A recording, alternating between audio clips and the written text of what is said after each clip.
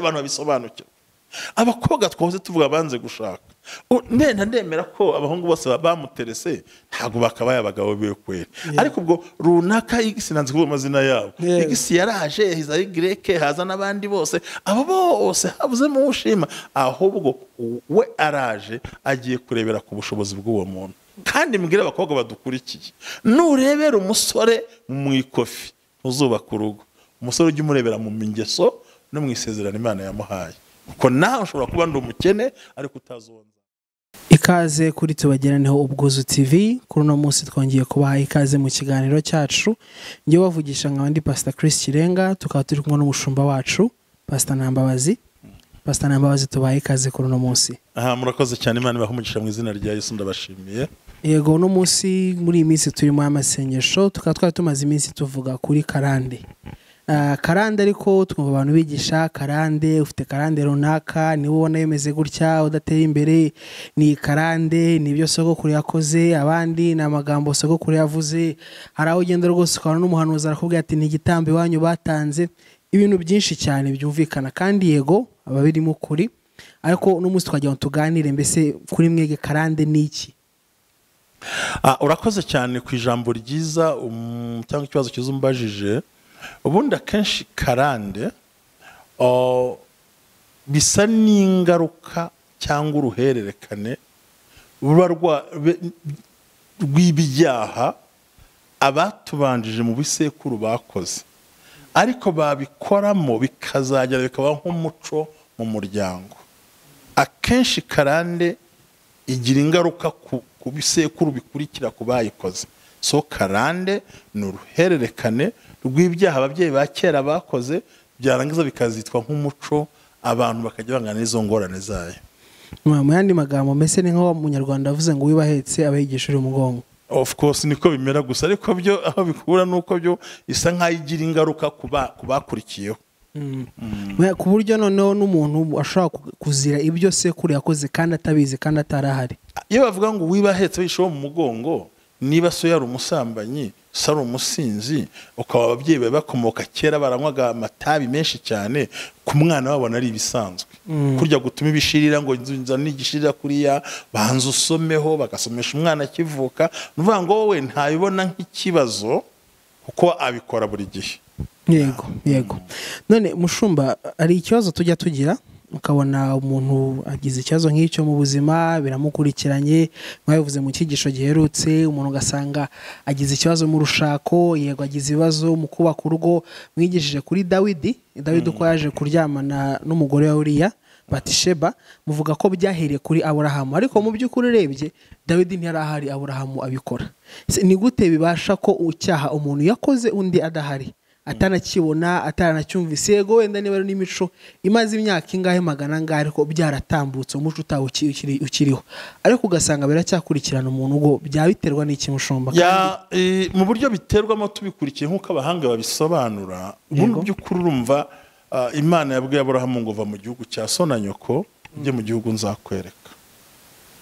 Bigaragara ko hari imico yari iriyo kure muri Uriya Bakarudaya, harimo no gusenga ibigirwamana, ariko yimukana ya karande nayo byavuye ku bandi.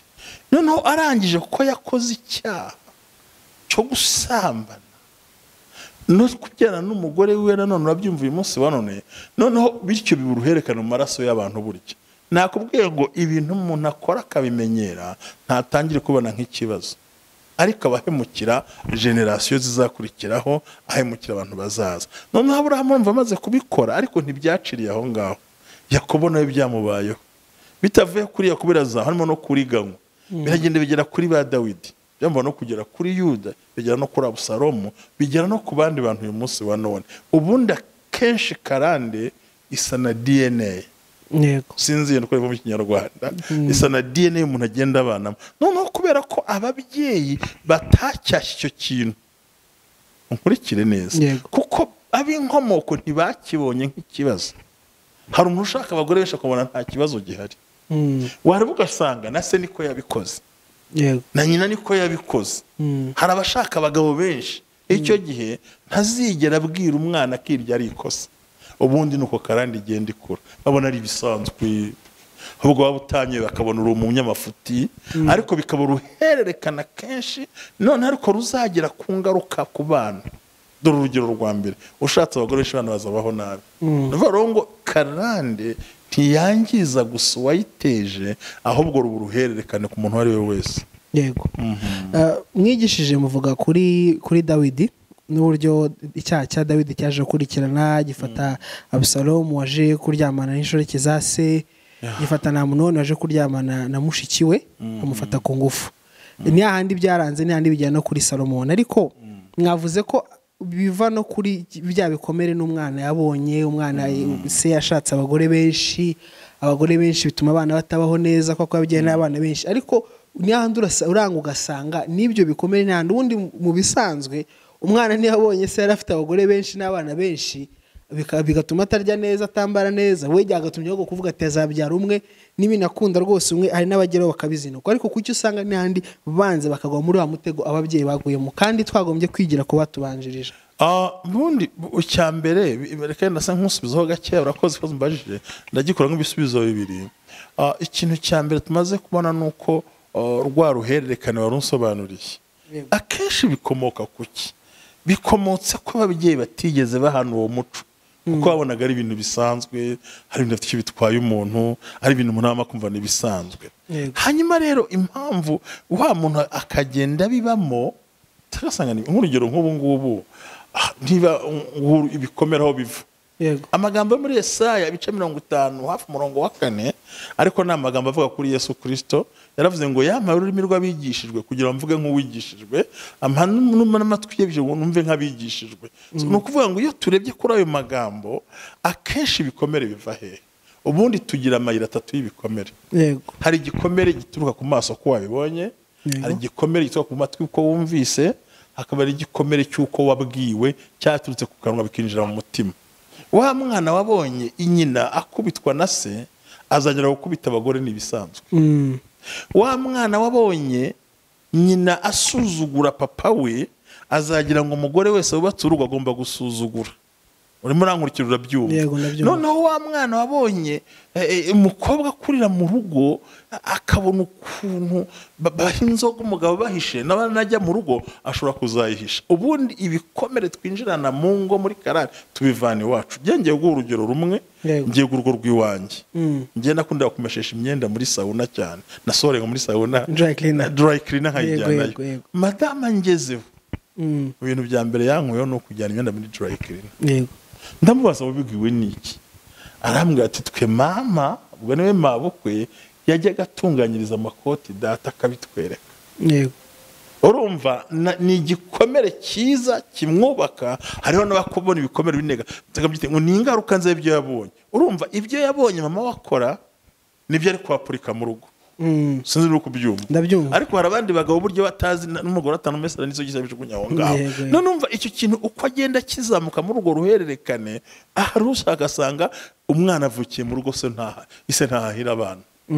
Arabizi ko abana bajya bikoca sakaza yasinze atembagara. Umwana kurazi ko umugabo w'ukuri hari udahahira urugo. Urumva deja imico ye ibaye transmit cyangwa se sinzi ko bita yinjiye mu mwana, inyuze mu matwi kubyumva, amaso kubireba no mutima kubitekereza. Ukagenda kura bikagenda bikura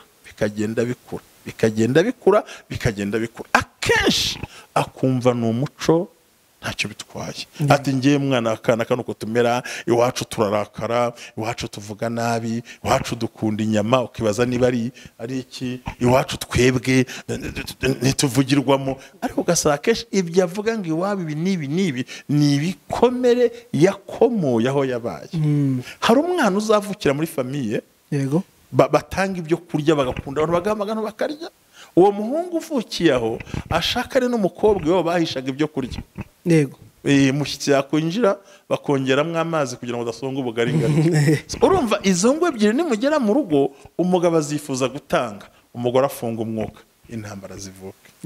Bya bikomera ukuntu bimeze rero. Noneho niba bari nako se yasambanaga nyine yasambanaga, birya twagiye tubona byaciye mu maso, byaciye mu matwi no mu kanwa. Akenshi iyo bije rero wavuze ngo kuki batabikira no kubera iki? Ntabwo ashobora kubikira kereka yamenye ko ari karande. bivuze mu yandi magambo ko karande iza ikaba igikomere ariko kikaba n'igikomere umuntu yishimira kubera ibyo yagiye abona akiga kubyishimira kuko ubusanzwe nabira iravuga ngo inzoga vino n'umukobanyi kandi inzoga zirakubaganisha ushukwa nazo abatagira ubwenge ariko ugasanga ni ahandi n'umuntu ukijijwe wenda wasomye Bibiliya uzi n'ibyo bintu n'umunyarwanda aravuga ngo inzoga ikura mu gicuma ikagera gute igakura mu bagabo igakura mu zindi cyane rwose bibaho cyane ariko ugasanga umuntu ni ahandi aba ibyo bintu arabyakiriye njyewe najyaga ntarakizwa ntabwo najyaga ngo inzoga cyane yazanywaga bingwiriye aho ugasanga nabo twicaranye babandi baravuga gusinda ukumva barabyirata kandi mu by'ukuri ntabwo ari ikintu cyo kwirata niyo umuntu yasinda akaba yakwiyandagaza mu bantu ariko ejo ugasanga arabyirata mbese se twavuga ko ari nko kwa kundi umunyarwanda avuze ngo ingeso ifana na nyirayo ubundi karande n'ingeso ntabwo babitandukanya ubundi ingeso nizo zerekana karande ufite sinzi uri kunyuma ndabyumva ingeso nizo zerekana karande ufite yego ikibikubwira ni uko usanga uwo muntu buri gihe arabyishimira akumva ngo yaryamanye n'abakobwa benshi undi avuga ati nabyaye abana hirya no hino anatibuka mbega ukabona muri we nta soni abandi bamunenga wakumva bamuvuze ntabishaka akumva ameze akaba nk'intore kwivuga ibigwi cyane kandi akabona ni intwari agasuzugura batanywa agasuzugura badasambana ati ni gute umusore adasambana ni gute umuntu adakora ibi ngibi ni gute umuntu w'umugabo ufite amafaranga utabasha kujya gushaka abandi bakobwa mbega ukabona we ameze nk'aho ari gushishikariza abantu kwinjira mu kibi ariko umuntu utari muri iyo karande yakibona akabona neza ko uwo muntu afite amakosa iyo yanayamubwiye aranarakara yego urimo urabyumva aho ngaho so rero ntabwo ishobora gupfa kugira ngo karande ipfe nta kindi ubwenda twe tuvuze ku bijyanye n'urugo n'ubushake hari n'ibindi bijya binabaho cyane cyane kuri karande nk'urugero ugasanga umuryango ntiwigeze ugira ubutunzi pe yego bakashakisha amafaranga ari ukabona ubuzima bwabo sekuru n'ubwo buzima ise n'ubwo buzima bakabaho nabi ugasanga baranize ntibagira akazi ugize ngo aracuruza akabaramanuka ariko ntibaze kureba ugasanga hari inkomoko y'inyatsi wabo yego kimwe nuko hari ababyeyi bariganije hari ababyeyi bakoze bitari byo ariko bikafekita babana kandi babana bakazagiraho ingaruka noneho twebwe iyo tubikuriyemo ntabwo tubimenya ahubwo umuntu yumva ari proud yabyo akumva araseka batabikora akumva ati jye nanyoye inzoga z'aya mafaranga kubona nabyishimiye kandi ubundi ati naraye sinze ukaba ati giye mu gitondo sinabasha no kurya ntabaje kumura agacupa ukibaza icyo kintu ntwari 3 zitandikwa mu bitabo yego Pastor Kireni mwashize mu bitabo intwari 3 izi ntwari ni izera mu intwari y'amagambo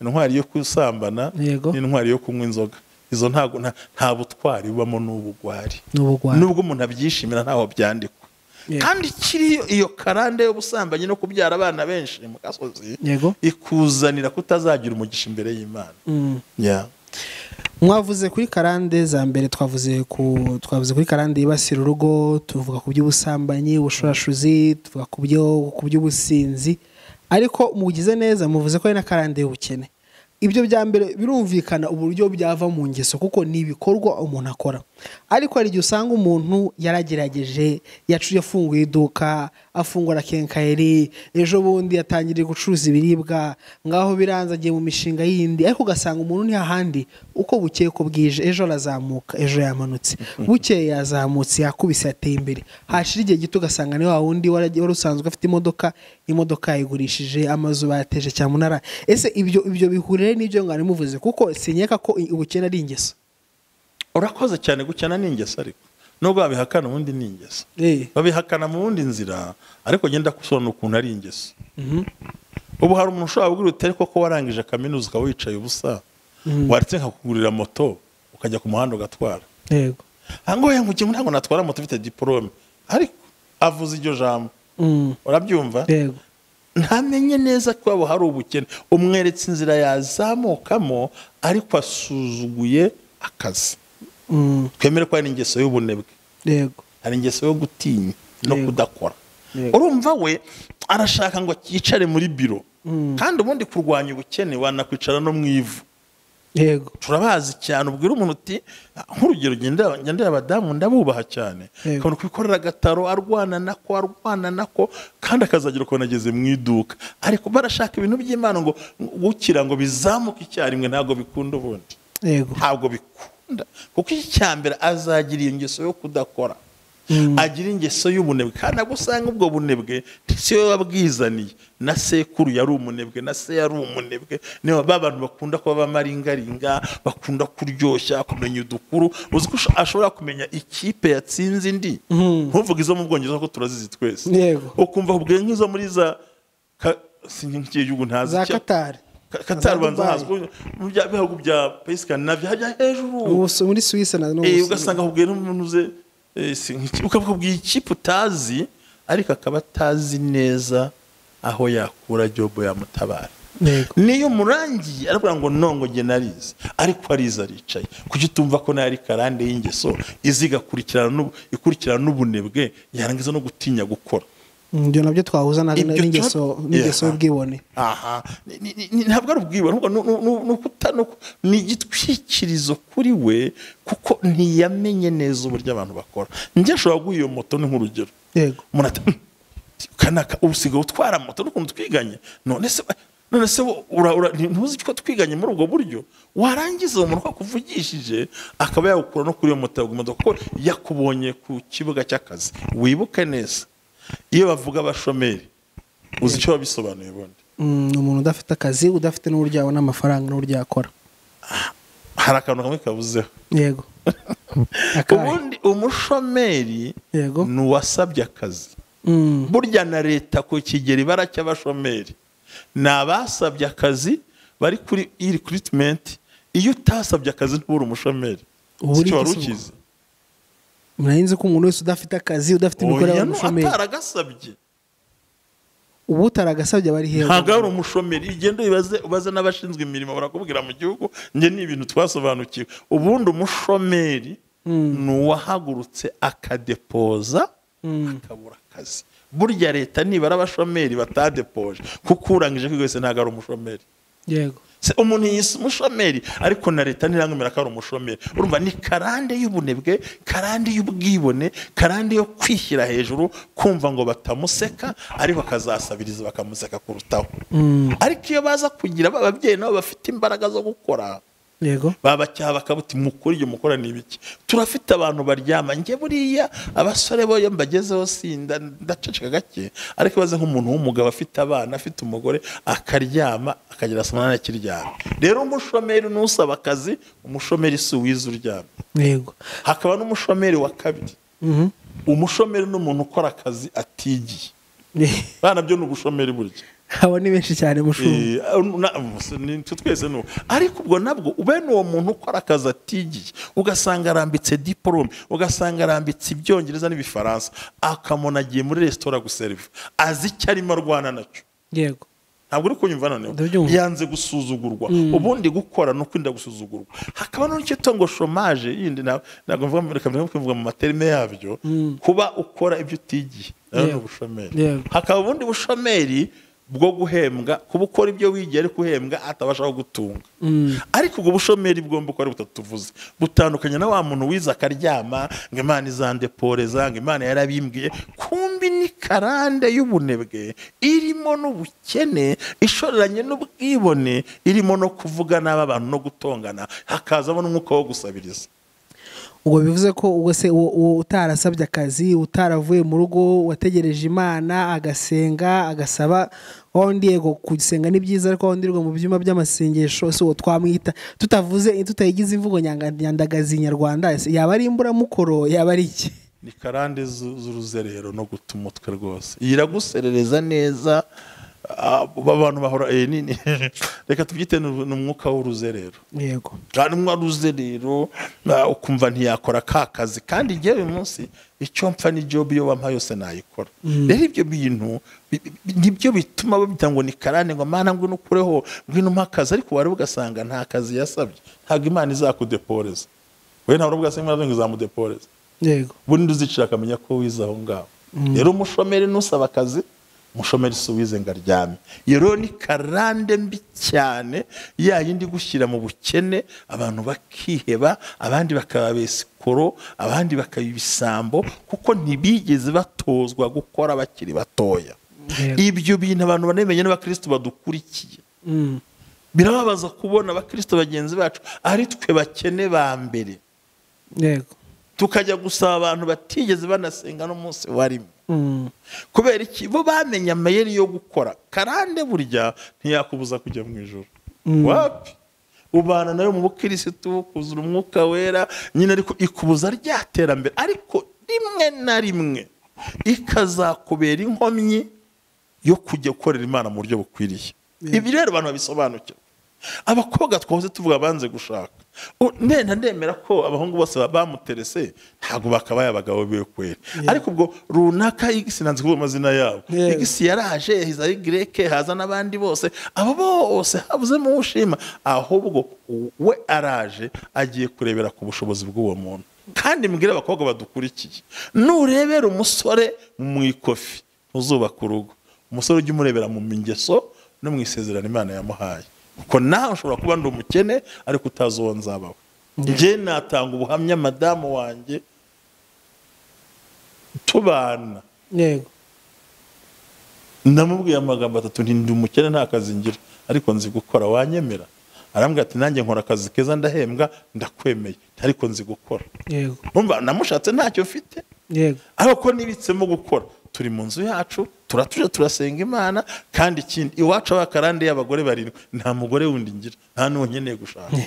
Iwacu abakarande yo kutiga, nge narize metirize narazenda twiga nandi. Iwacu abakarande yo gutunga amazu, njyewe Imana impaye nubwo itaruzo ariko ndayifite. Iwacu abakarande yo kutagira gute, ngiye kwikubwira ibintu byinshi cyane. Karande zikomeye, tugeze n'amahirwe yo kuvuga ubuhamya.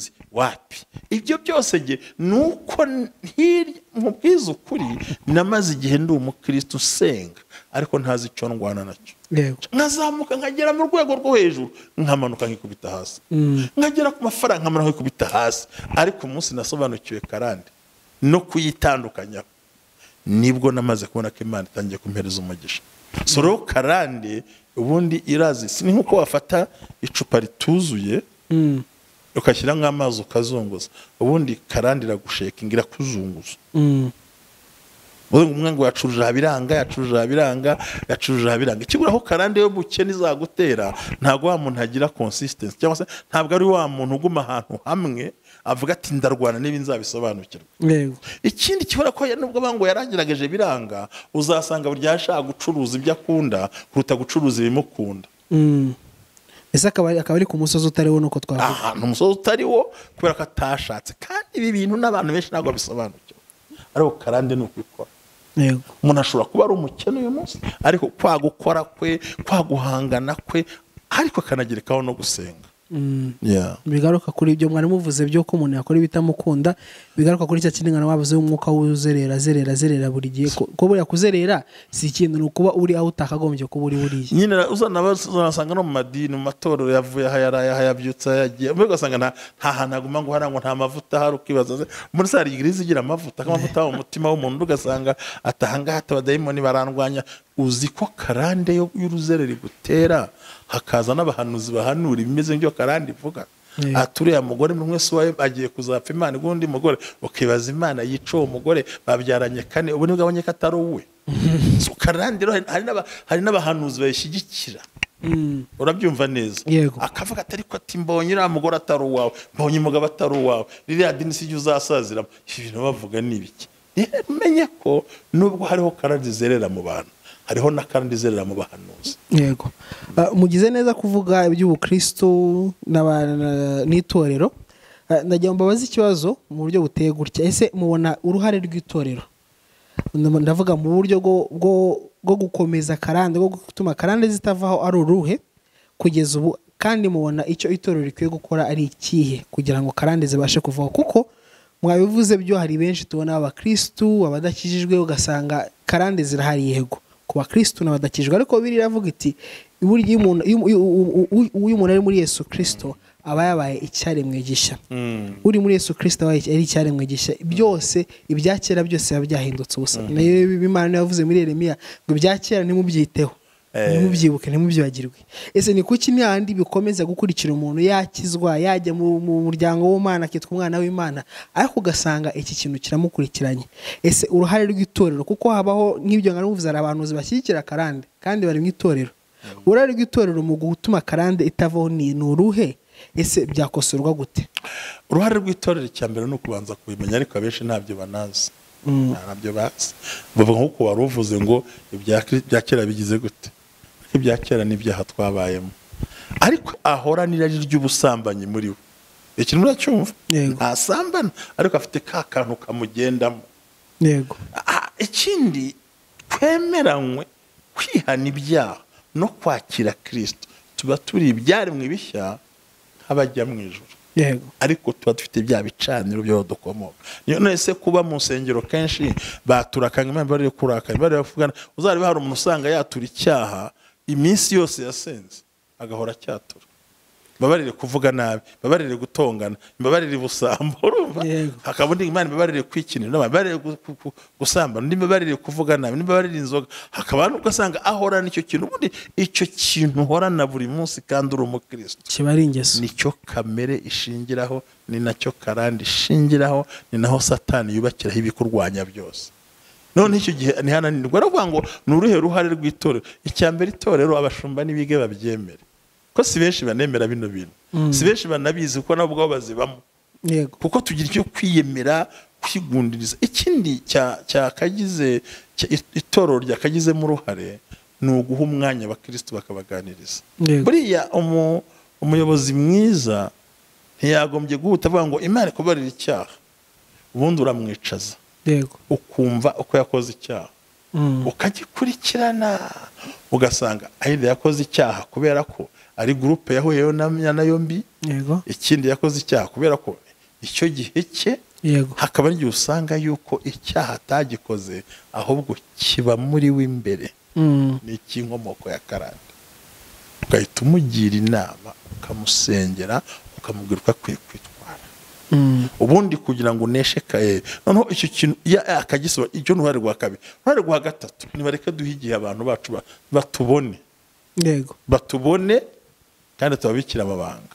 Icya kane, amatorero n'abayobora nibasaba abakristo bagirira icyizere, abizera. Ahandi umuntu akubwira ko karande isaba ko umuntu akubwira n'akantu kose. Yego. Harubwira ngo Imana barire ngo ngirari ry'ubusambanyi kandi yasambanye. Kuko navuga gusambana baramutenga. Ubwo kuko akenshi karande ari ibyanjye tunabamo bahisha amabanga. Roho gukira karande no kumena amabanga ubundi. Mwavuze ku bintu mwagiye muvuga, hari ibyo twagiye dusanga. Mwavuze ngo asanga abantu basanga umuntu afite karande, umuryango aravuga ngo iwacu tugera gutya, iwacu dukunda inyama, iwacu turarakara, iwacu tumeze gutya na gutya, iwacu tumeze gutya na gutya. Muko turi kuganira turi abanyarwanda, kandi mu muco nyarwanda tugenda tugira amoko. Ndavuga imiryango, sindi kuvuga amoko ya, ndavuga imiryango. Imiryango abasinga, abega, abatsobe, aho usanga nizo karande zigenda zigaragaramo. Izo ngagiye muvuga, aho usanga izo karande zigenda zigaragaramo, zivugwa buri gihe. Umuntu anabyirata rwose, nk'ubivuga ibigwi, nk'ubirata imyato. Se nk'abanyarwanda niki twakora mu buryo bufatika, nk'uburyo nk'uko mwadusobanura intambwe ku yindi, niki umuntu yakora kugira ngo ibyo bintu tubirwanye, tubihashye, kugira ngo bitatubamo twe tutabizi, ndetse bikazanagera no ku bana bacu n'abadukurikiye. Kuko ibyo mwavuze ko karande no mu bikiza karande harimo no kuganira. Mwene magambo ni nko kujya kureba muganga ukamubwira ngo ndabara ukuguru, njye numva n'urutugu rundya, njye numva no mu mbuvu handya. Muganga akavuga ati uyu muntu ubwo ari uruhande rumwe ruri kumurya, wenda ashobora kuba ari paralezi igiye kuza. Byagiye biva mu bimenyetso, ariko mu by'ukuri umuntu ku giti cyiwe atabasha kumenya ngo ndwaye iki ngiki. Ko niyo ashobora kuba afite izo ndwara, bashobora kuba afite iyo karande, ariko atabasha kumenya ati mfite ikibazo iki n'iki. Mbese nk'umuryango nyarwanda n'iki twakora kugira ngo duhashye ibyo bintu? Umuryango nyarwanda ntekereza ko ari ikintu kitapfa koroha, kuko icyambere abantu kubyumva ubwabyo ntago babyumva. Ahubwo buryo badakijwe barwana nabyo byabakubita bakajya kuraguza. urumva akajya gushakira umuti mu bapfumu, uzasanga bambara uduhu, abandi bambara utundi tuntu kubera ko batamenye. Icya mbere ni ukwigisha abantu bakabisobanukirwa, ukibaza impamvu udatera imbere kandi warize, ukibaza impamvu utagera ahantu ugera kandi abandi bahagera. Abazi ubwenge bahita begera Imana, abazi ubwenge begera Imana. Rero nk'umuryango nyarwanda biragoye kuko imyumvire yacu binatandukanye, dushingiye ku mico yacu, dushingiye no kubimenya. Kuko uzanasanga hari n'umuntu umwe uri no mu itorero unaririmba ariko nawe ubwe iyo karande yaramugize imbata atabasha kubisobanukirwa. Icyo dusabwa ni twe no kwigisha. Icyo dusabwa no kwigisha. Tugana ku musozo, tukaganira byinshi, twavuze kuri byinshi, hari byinshi twagenda tukajyamo tugakomeza tugakwedura ikiganiro kikaba kirekire, ariko nkeka ikibanza ari uko tubasha kumva ndetse tukakira inama ivuye kuri mwebwe. Se ikintu inama mwatanga ku muntu uri gukurikira iki kiganiro kano kanya, inama mwaho umuntu wafashe umwanya we agakurikira akumva ibyo twavugaga, ariko kugeza uyu munota akaba akiri kwibaza ati ndabigenza nte? Urakoze cyane, ntabwo ndi butinde ku gisubizo cyoroshye gusa. Ubundi ikintu cya mbere, baza impamvu uhora usenya, baza impamvu uhora ukora ubwo buzima bwose barimo indwara z'uruhererekane zidakira. Ubundi ikintu cya mbere, inama ya mbere ni ukubanza kumenya ko iyo karande uyifite, kumenya ko iyo karande ugize gute uyifite. Icya kabiri, ukamenya aho ikomoka. Gatatu, ukegera abakozi b'Imana cyangwa nagasenga, kuko mu bantu badasenga iyo abimenye ajya gushaka aho ajya kuraguza. Yego, kumbi ntabwo agiye kuzikira, agiye kuzongera. Noneho mu basobanukiwe ushaka umuntu ufite ayo magambo ubizi, wamaze kuyimenya, wamaze kwiriho, warangiza ugashaka umuntu akagusengera Imana. Bankurikira banyumve, ntivanwaho n'amavuta imwe baguse ko abantu utakambajije. Hari abantu bahuye n'ibibazo, yego, yajya kugira ngo bamukure, bamusengere, bamukorere deliverance, ahubwo bakamwongerera amahano.